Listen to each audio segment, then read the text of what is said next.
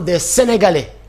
yoo xamante ni dañuy taxaw ne ils vont se sacrifier pour les générations à venir. Et quand Ousmane Sonko l'a fait, les Sénégalais ont dit voilà quelqu'un koo xamante ni buggul dara lu dul suñuy njëriñu doomu ëllëg ak suñuy sët. Et ils l'ont fait confiance. Sénégal ngay dégg sama bopp ma la gënal. C'est quoi ça? C'est quoi sama bopp moo ma la gënal? Ça c'est de l'égoïsme caractérisé et typique. Sénégal ngay dégg yenn mots yi nanu xaar yàlla ndax laxisme xaar yàlla. Tu vas jamais entendre un blanc te dire nanu xaar yàlla ou quelqu'un d'autre. Sama yaay daf ma doon wax naan ma Paris rafet na lool waaye xëyul sotti ci benn bés. Paris rafet na lool waaye ña fa nekk di ay doomu aadama yàllaa leen sàkk comme ni mu leen sàkkee.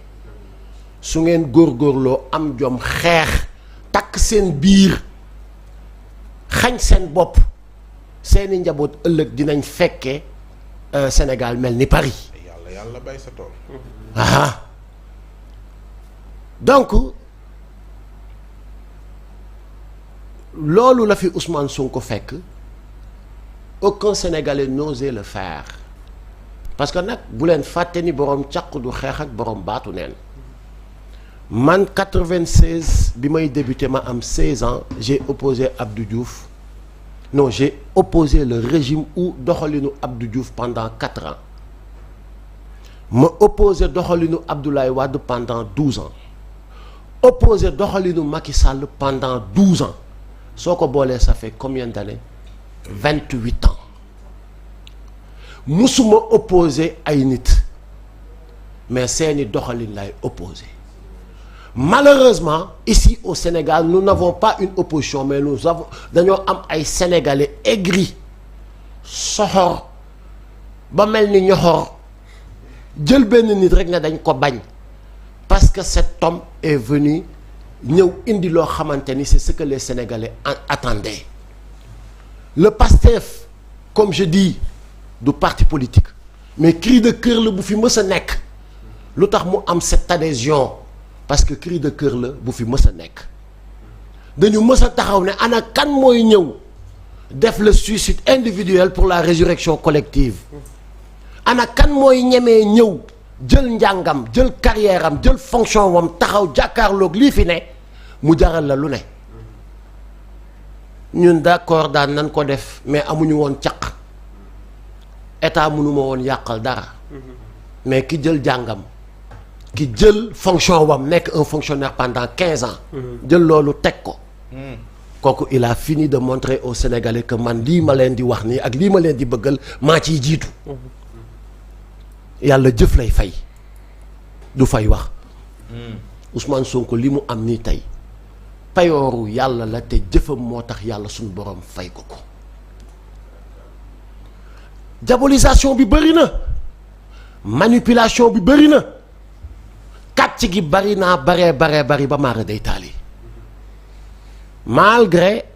ñàkk naa jot mais des fois nag avant may tëdd su ma defee samay naafila ak su may lawraat def su may zikr dinaa fuyete tuuti di gis ay daggitu vidéo mais di gis ay des gens yoo xamante ni suñu taxawee ak man ñemewuñu wax mais seetlu leen toujours fa ñu toog rek la ñuy toog di ko wax du ñu déplacé wu mukk dem ci yeneen télé yi wala ci yeneen plateau yi dinañ leen tànc bu baax mais yor nag sa télé di xool ki ngay invité te xool leen dañuy sélectionner ils sont très sélectifs ci ñi ñuy invité un plateau comme Jakaarlo vous ne verrez jamais ñu invité fa kilifa parce que ñoom ca débat ba ñu nekk mën naa ko bu baax a baax te bu ma leen fa fekkee defal leen bagage exemple ñoom xam nañ bu baax li may wax des gens yoo xamante ni tey jii nii bu ñu leen nee lu ngeen defal Sénégal ils seront incapables de te dire yëkkati naa puso bi teg ko fii déplacé ko fii musuñu engagé wu pour Sénégal seen engagement musul nekk lu dul seen poche musul nekk lu dul et c'est tous des politiciens nag qui se transforment en chroniqueurs ou en journalistes ñoom ñëpp nag ñii des maîtres chanteurs ñii des gens yoo xamante ni xam nañ doole bi lii am moom la ñuy téye def ko li ñuy dundee moo tax tey jii ñoom ñëpp ñuy mbaw di xëw di wow parce que Ousmane ne cédera jamais au chantage lii mooy coow li lii mooy wax ci léeg-léeg nga dégg koo xamante ni parce que nag qui ne dit rien consent damay dajale rek di ñëw nga dégg ku ne woy gis nañ directeur bu tabax këru 100 millions mais il faut arrêter respecter les Sénégalais ouais il faut arrêter respecter les Sénégalais on va tout dire commencé ko tàmbale tey jii nii je vais commencer par ñi nga xamante ni man xam naa leen et j'en connais beaucoup qui sont nommés directeurs aujourd'hui dans les agences ou dans certaines institutions déjà amul kenn ku ci misérable amul kenn ku ci nekk faqir amul kenn ku ci amoon problème mu am kër avant ça sénégalais yooyu ñoo jëloon seen yëf gëm le projet nekk ci des gens intègres nag des gens très intègres kaay ma wax leen par exemple benn politique le directeur de la SICAP Matar Magasuba quand il est venu il a commencé à récupérer des assiettes de la SICAP mu def ci par exemple benn projet boo xamante ni dafay defar benn cité ici par exemple à Liberté 3 mu ne cité bi daf koy construire 5 immeubles ñoo fay nekk de 8 étages li waral loolu mooy que ni il va vendre en premier aux gens yi nga xamante ni aujourd'hui am nañu loo xamante ni ils sont solvables pour banque mun leen accompagner ñu def ay prêts di fay location vente écoutez-moi bien ma ne ko mais il faut penser aux gens qui n'ont pas de bourse wala ñi nga xamante ni ils ne sont pas bancables quelque chose comme ça il m'a montré ses projets ambitieux te loo xamante ni c'est en cours mu ngi nekk di ko def il faut que ma jëli xaalis ci ñi nga xamante ni tane nañu pour mën a fexe ñi nga xamante ni tane wu ñu mën a am accès aussi du logement. Il a déjà signé les accords ak chinois yi. Écoutez-moi bien ci ñan lay njëkk a appuyé wu ses collègues DG certainement. les PCA les SG et autres ku ci am fii maître peut-être xam na bu baax li may wax ku ci am un bulletin de salaire boo xamante ni tu as 2 millions ou 1 million 500 banque boo ko teg ne leen dama bëgg prêt ils vont t'accompagner yamut ca loolu moom moo lay boole sax ak banque accompagner la ñu defar sa dossier et tout yaa xayti mulaana xanaa loolu nag wax dëgg yàlla ak yonent bi loolu c'est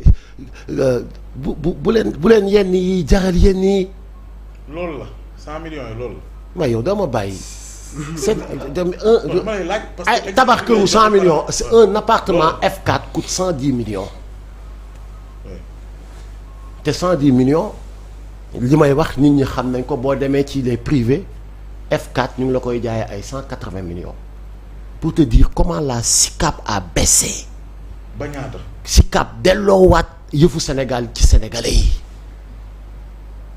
oui mais exemple bi nga joxee nii ne dafay appuyé wu ci ay collègues DGM wala ñoo xam te ne ay PCA lañ maanaam ci njëg li bu fekkee ne projet boobu ci ñoom la koy tàmbalee pour que léegi li muy am gagné ko mu mën a nag delluwaat ci sénégalais bi nga xam démb ñu ko wax barki démb. mooy sa secteur informel bi nga xam ne ñuy taaba mën cee jotee su dee ci ñoom la sukkandiku. projet boobu su dee villa la su dee immeuble lu muy jaay ci ñaata la toll. par exemple un appartement F4. ça dépend ci zone yi. te li may wax nii ñëpp xam nañ ko. su dee Mbambilor côté yooyu jàppal bàyyil mu ngi fay jaayee F4 à ay 40 millions 30 millions. something like that. ñëpp xam nañ ni looy gën di dugg si suuf di gën a cher. donc c'est juste ça. tu as ton bulletin de salaire tu as parlé avec la banque mu gis ni que ni yow banque bi mën na la accompagner la banque décaisse l'argent fay SICAP yow nga des ak banque bi lii la te Matar Maga Suba boobu il était dans l'immobilier donc kooku déjà amoon na ay biens am ay këram di ko loué ki ñu dénk tey directeur SNHLM son père moom Focus Immobilier donc nañu bàyyi caaxaan baaxul nañu bàyyi manipulation ak diabolisation je sais pas nag lan moo leen ciy dugal dañoo gisul seen bopp ci yëf yi su ma jógee foofu damay xottiku dem ci ñenn ñi nga xamante ni ils disent qu'ils ont toujours soutenu le projet où ils se réclament de Pastef am na ci ñoo xamante ni des fois dañuy nooy bopp neex a yóbbaale soo gëmee mbir gëm ko surtout mbir ma nga gëmoon bopp ba tey yaa ngi gis ni mu ngi tegu fi mu tegu seetlu leen waxkat yëpp manipulateurs yëpp seen wax yi duñ wax lenn de Ousmane Sonko ni mu solee yërëm bi Ousmane Sonko nee na bu doonoon président kenn dootul wax Ousmane Sonko n'a jamais dit bu doonoon président kenn dootul wax ce que Ousmane Sonko li mu wax c'est très clair vous ne pouvez pas indi réew mi ci guute gii ba pare nekkaat di bëgg a wan micro yi di takk rajo yi et je suis d'accord je suis d'avis man su fekkonte ni am naa benn once de pouvoir ci ñi nga xamante ni ñoo nekkoon le régime sortant ma am benn once de pouvoir tab bu régime bi jeexee ñoom ñëpp dañ leen di dugal ci kaso bi di xaar ñuy di leen parce que jarul xaaral ma defar dossier pour dem jëli la ñun li ñuy wax xam nañu ko beneen bi mooy que ni y a rien dans les directions ba directeurs yi mën ko sàcc pour tabax ci kër c'est pas vrai ku ko wax waxuloo dëgg en commençant par le grand théâtre ba la ñu nekk bi directeurs yi demee ci Ousmane Sonko di ko jooytu daf leen ne nous savons tous ce que nous avons hérité je vous ai mis là où vous êtes pour que vous apportiez des solutions surtout dem leen ngeen indil ma ay solutions j'ai mes problèmes le président de la République a ses problèmes ku mënul na nga delloo poste bi il a été clair donc ban directeur moo gis xaalis ba koy war a sax mun a sàcc il faut que les gens arrêtent c'est lâche c'est pas bien ce que vous faites c'est pas du tout bien vous pouvez nag si bu leen neexee nag ngeen ne way gars yi bu ñu faloo ñenn ñi boo leen woo duñ leen jël dugg na fii génn fii kërëb te loolu maa ngi cay yokkaat ni koo dénk responsabilité nga xam fi dëkk bi tollu taga tembe ñu war a gaaw relever les défis ni ko Ousmane Sonko waxee malade bi nga jàppoon ni dafa sibiru bi docteur bi diagnostiqué ne la dafa cancer sawaay su fekkoon 10 000 francs nga yor da ngay utiwaat 1 million pour teg ko ci pour mën a espérer faj ko pour mën ko commencer faj ba keroog di ko vaincre